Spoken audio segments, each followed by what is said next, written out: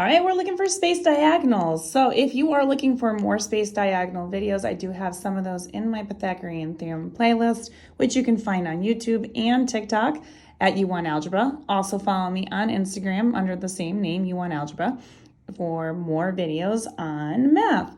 So we're looking at trying to find the space diagonal of this problem. Would help if I actually finish this drawing here. So there you go. There's our three-dimensional rectangular prism. So we're given this information. We're asked to find the value for D.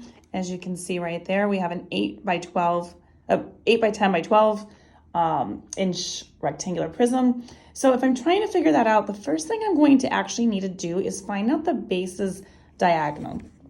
So I'm going to want to find out from the back left-hand corner here to the front right-hand corner of just the base. I do have the pieces, right? So I do have the width of this, which is 10.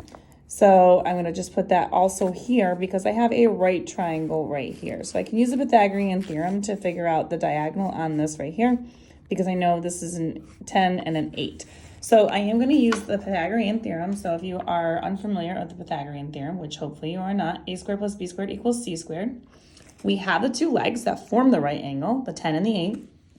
The 8 being the smaller side, so that's usually your a squared. And then your b squared is going to be the next side, which is the 10 squared.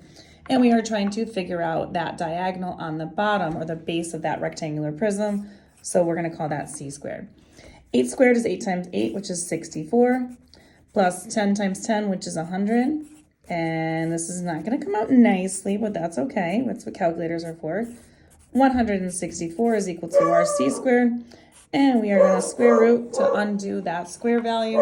And when I do that, I'm going to end up getting a value of 12.8. So we get C is approximately 12.8 inches, and that would be what the diagonal of the base is right there. But now I'm going to need to use that 12.8 base and my height, which is 12 inches, in order to figure out that D value here for the diagonal from the top back left-hand corner to the front bottom right-hand corner. So we do have a 12-inch height. We have this new piece that we just figured out, which is 12.8, and we are going to use those as my legs to figure out the hypotenuse or the D value. So we are going to do our smallest piece, which is the 12 squared, as our a squared.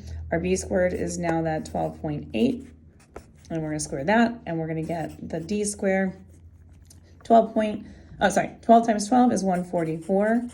Plus 12.8 times 12.8, which is 163.84. And then we will solve that by adding those two together to get our D squared. We get 307.84, which is equal to our D squared.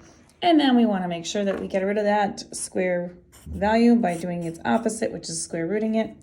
And we're going to get a D or a diagonal base value of approximately 17.5 inches.